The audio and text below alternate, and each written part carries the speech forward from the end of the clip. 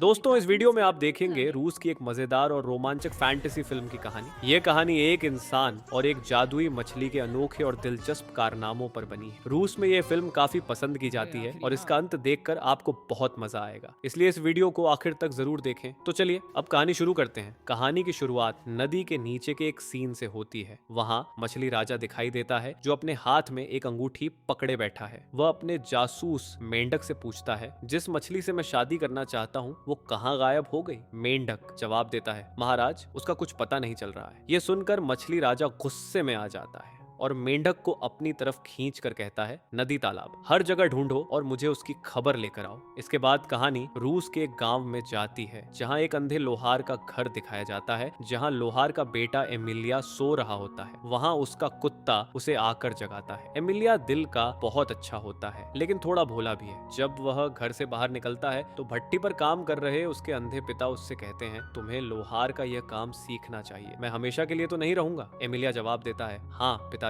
मैं सीख जाऊंगा। इसके बाद उसके पिता उससे खाने के लिए मछलियां पकड़कर लाने को कहते हैं। एमिलिया एक बाल्टी और कांटा उठाकर मछली पकड़ने के लिए निकल पड़ता है। वह बर्फ से जमी हुई एक नदी के पास पहुंचता है और बर्फ में एक छोटा सा छेद बनाकर उसमें कांटा डालता है। कुछ देर बाद पानी में हलचल शुरू होती है और बुलबुले उठने लगते हैं। यह देखकर एमिलिया डर कर पीछे हट जाता है। तभी अचानक उस छेद से पानी की एक तेज धार बाहर निकलती है और उसके साथ एक मछली एमिलिया की बाल्टी में आ गिरती है। ये देखकर एमिलिया खुश हो जाता है और सोचता है, वाह, बिना मेहनत के ही आज खाने का इंतजाम हो गया। वह मछली को बाल्टी में डालकर घर वापस आता है और उसे पकाने की तैयारी करने लगता है। तभी मछली बोल पड़ती है, आखिर तुम मुझे कैसे पकाओगे? यह सुनकर एमिलिया चौंक जाता है और घबराकर पूछता है, तुम बोल कैसे सकती हो? मछली मुस्कुराते हुए कहती है, मैं तो बहुत कुछ कर सकती हूँ। अगर तुम मुझे वापस नदी में छोड़ दो तो मैं तुम्हारी 3 इच्छाएं पूरी करूंगी। ये सुनकर एमिलिया बहुत खुश हो जाता है और कहता है, ठीक है, लेकिन मैं तुम्हें बाद में बताऊंगा। इसके बाद वह लेट जाता है और सोचते हुए बड़बड़ाता है, काश मैं अपनी भट्टी छोड़े बिना ही पूरा शहर घूम पाता। तभी अचानक एक अजीब घटना होती है। उसका घर धीरे धीरे ऊपर उठने लगता है। हैरानी से एमिलिया पूछता है, यह क्या हो रहा है? मछली जवाब देती है, तुमने जो इच्छा मांगी थी वह पूरी हो रही है। घबराकर एमिलिया कहता है, अरे मैंने तो मजाक में कहा था।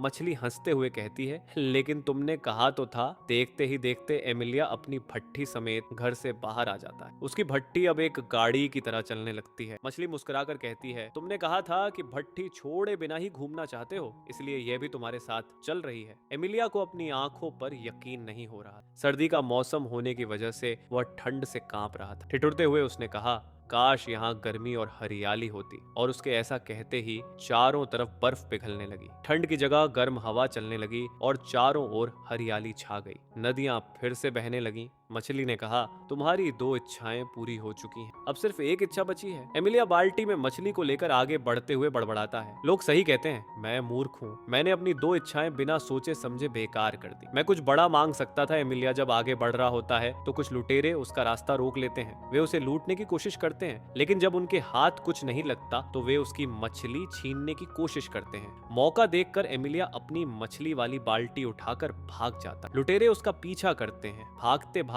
जब एमिलिया को बचने का कोई रास्ता नहीं दिखता तो वह मछली को नदी में छोड़ते हुए कहता है, यहाँ तुम सुरक्षित रहोगी। मछली नदी में कूद जाती है, लेकिन लुटेरे इस बात से नाराज होकर एमिलिया को पकड़ लेते हैं और उसे एक पेड़ से उल्टा लटका कर चले जाते हैं। कुछ समय बाद वहाँ एक खूबसूरत लड़की आती है। वह एमिलिया की रस्सी खोलकर उसे नीचे उतारती है। एमिलिया उसके कंधे पर रखे चमकीले मछली वाले स्कार्फ को देखकर समझ जाता है कि यह वही मछली है। वह हैरानी से पूछता है, तुम कौन हो? लड़की मुस्कुराते हुए जवाब देती है, मेरा नाम वसीलिसा है। उसे उसका स्कार्फ छीन लेता है ताकि वह भाग न सके और कहता है, मेरी तीसरी इच्छा अभी बाकी है, मैं इसे सही समय पर इस्तेमाल करूंगा। वसीलिसा कहती है, अब आगे क्या करना है? एमिलिया जवाब देता है, मैं रूस के राजा जार की बेटी से शादी करना चाहता हूँ। वसीलिसा चौंक कर पूछती है, क्या यह तुम्हारी तीसरी इच्छा है? एमिलिया मुस्कुराकर कहता है, नहीं, यह मैं खुद करूंगा, तुम्हें बस मेरा साथ देना होगा। वसीलिसा सहमति में सिर हिलाती है। अगले सीन में राजा जार का भव्य महल दिखाया जाता है। वहां राजकुमारी अनफिसा अपनी नौकरानी से सुनती है कि इंग्लैंड का राजदूत महल में आने वाला है। यह सुनकर अनफिसा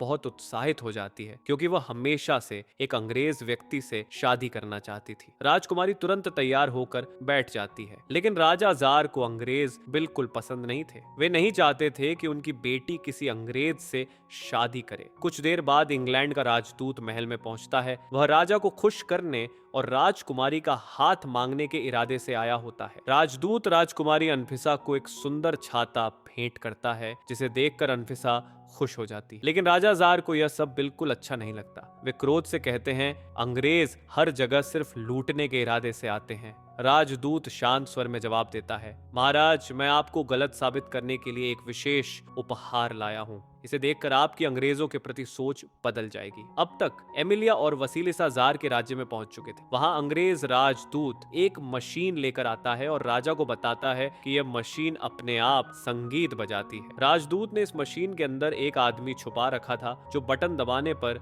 संगीत बजाता था। हालांकि किसी को यह राजदूत की चालाकी का पता नहीं चलता। जब राजदूत मशीन से संगीत बजाकर राजा को दिखा रहा था, तब एमिलिया और वसीलिसा महल के बाहर से यह सब देख रहे होते हैं। राजा को यह मशीन कोई खास प्रभाव नहीं डाल पाती और वह राजदूत से कहता है कि उन्हें ऐसी किसी मशीन की आवश्यकता नहीं है। इसी दौरान नैन्सी, जो अंग्रेज राजदूत की तरफ आकर्षित हो जाती है, उसे शादी करने की इच्छा व्यक्त करती है। राजदूत अनफिसा का हाथ चूमता है, लेकिन राजा को यह सब समझ में नहीं आता कि अपनी बेटी को कैसे समझाए। इसी वक्त एमिलिया दौड़ते हुए आता है और राजा से कहता है कि वह राजकुमारी की शादी किसी अंग्रेज से नहीं कराएगा। वह राजा को एक ऐसा यंत्र लाकर देगा जो खुद ब खुद संगीत बजा सके। राजा खुश हो जाता है क्योंकि वह किसी कारण के बिना राजकुमारी की शादी से मना करना चाहता था। राजा एमिलिया से कहता है कि अगर वह ऐसा यंत्र लाता है तो वह जो चाहे मांग सकता है। एमिलिया जवाब में पूछता है, क्या आप मेरी राजकुमारी से शादी करा सकते हैं? राजा कहता है, हाँ, मैं ऐसा कर सकता हूँ। एमिलिया इस बात से खुश हो जाता है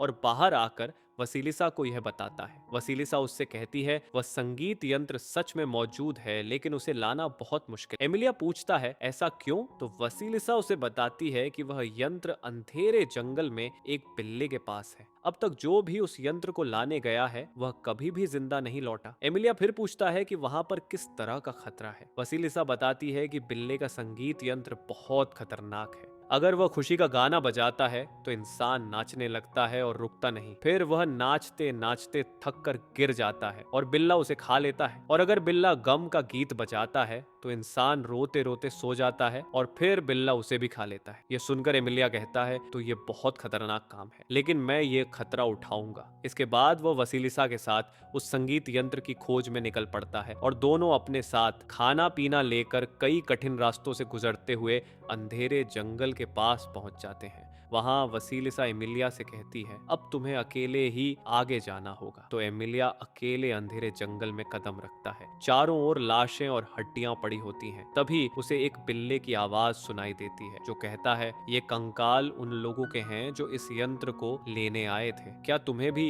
यह यंत्र चाहिए? एमिलिया जवाब देता है, हाँ। बिल्ला फिर कहता है, इसके लिए तुम्हें मेरा एक टेस्ट पास करना होगा। अगर तुम मेरे संगीत से प्रभावित हुए बिना खुद पर काबू रख पाओ तो मैं तुम्हें यह यंत्र दे दूंगा। फिर बिल्ला एमिलिया से पूछता है, तुम चाहते हो कि मैं गम का गीत बजाऊं या खुशी का? एमिलिया कहता है, गम का गीत। बिल्ला फिर अपने यंत्र से गम का गीत बजाने लगता है, लेकिन हैरानी की बात यह होती है कि एमिलिया पर इसका कोई असर नहीं होता। एमिलिया गाने की लाइनें भी गाने लगता है। यह देखकर बिल्ला हैरान हो जाता है और एमिलिया से पूछता है, तुम इस गीत की लाइनें कैसे जानते हो और तुम इसे सुनकर दुखी क्यों नहीं हो? एमिलिया जवाब देता है, मेरी माँ मुझे बचपन में यही गीत सुनाती थी, इसलिए मुझे इसका कोई फर्क नहीं पड़ता। बिल्ला हार मान जाता है और कहता है, अगर तुम मेरा यंत्र ले जाओगे तो मैं भूखा मर जाऊंगा। इस पर एमिलिया अपने थैले से खाना निकालकर बिल्ले को देता है। खुश होकर बिल्ला कहता है, अब मैं भी तुम्हारे साथ चलूंगा। आज से तुम मुझे अपना दोस्त समझो। दूसरी ओर नदी के पास वसीलिसा का इंतजार कर रहा मेंढक, जो मछली राजा का दूत था, वसीलिसा से कहता है, मछली राजा तुम्हें हर जगह ढूंढ रहे हैं, तुम उनके पास जाकर उनसे जल्दी शादी कर लो। वसीलिसा जवाब देती है, मैं उनसे कभी शादी नहीं करूंगी। इस दौरान एमिलिया बिल्ले और यंत्र के साथ वहां पहुंचता है और वसीलिसा और मेंढक की बातें सुनता है। वसीलिसा एमिलिया से पूछती है, तो क्या तुम्हें वो यंत्र मिल गया?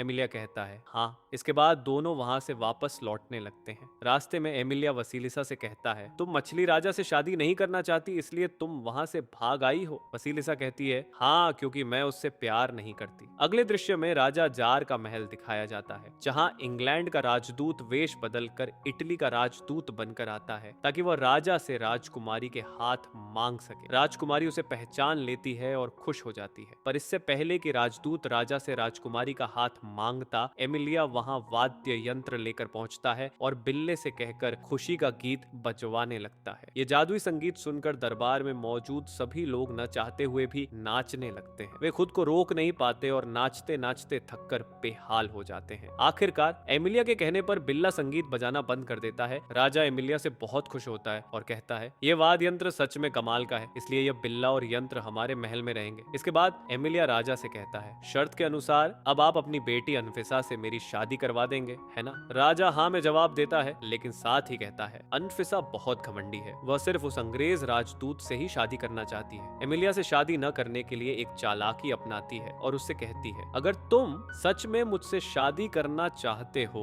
तो तुम मेरे लिए कुछ ऐसा करो जिससे मुझे लगे कि तुम मेरे खातिर कुछ भी कर सकते हो। भोला भाला एमिलिया अनफिसा की चालाकी नहीं समझ पाता और कहता है, ठीक है, मैं तैयार हूँ, बताओ कौन सा काम करना है। अनफिसा उसे एक बहुत मुश्किल काम देना चाहती थी, जिसे वह कभी पूरा न कर पाए और कभी वापस न लौट सके। वह एमिलिया से कहती है, मैं तुम्हें कल उस काम के बारे में बताऊंगी। इसके बाद एमिलिया वसीलिसा के पास जाता है। वसीलिसा एमिलिया को खुश देखकर उससे पूछती है, क्या राजकुमारी और तुम्हारी शादी तय हो गई? एमिलिया कहता है, नहीं, उसने कहा है कि अगर मैं उसका एक और काम पूरा कर लूंगा तो मुझसे शादी करेगी। रात में अनफिसा स्टोर रूम में जाकर अपनी माँ की आत्मा से संपर्क करती है। उसकी माँ की आत्मा उससे पूछती है, इतनी रात को मुझे क्यों बुलाया? अनफिसा कहती है, मैं एमिलिया को एक ऐसा मुश्किल काम देना चाहती हूँ जिसे वह कभी पूरा न कर पाए और मुझे उससे हमेशा के लिए छुटकारा मिल जाए। उसकी माँ की आत्मा उसे एक मुश्किल काम बताती है। अगले दिन अनफिसा की योजना के अनुसार राजदूत राजा को एक मशीन दिखाता है, जिसमें सलाद डालते ही वह अपने आप कट जाता है और फल डालने से जूस निकल आता है। दरअसल राजदूत ने मशीन के अंदर एक आदमी छिपा रखा होता है जो यह सब काम करता था, जबकि बाहर सबको लगता था कि मशीन यह काम कर रही है। राजदूत राजा से पूछता है,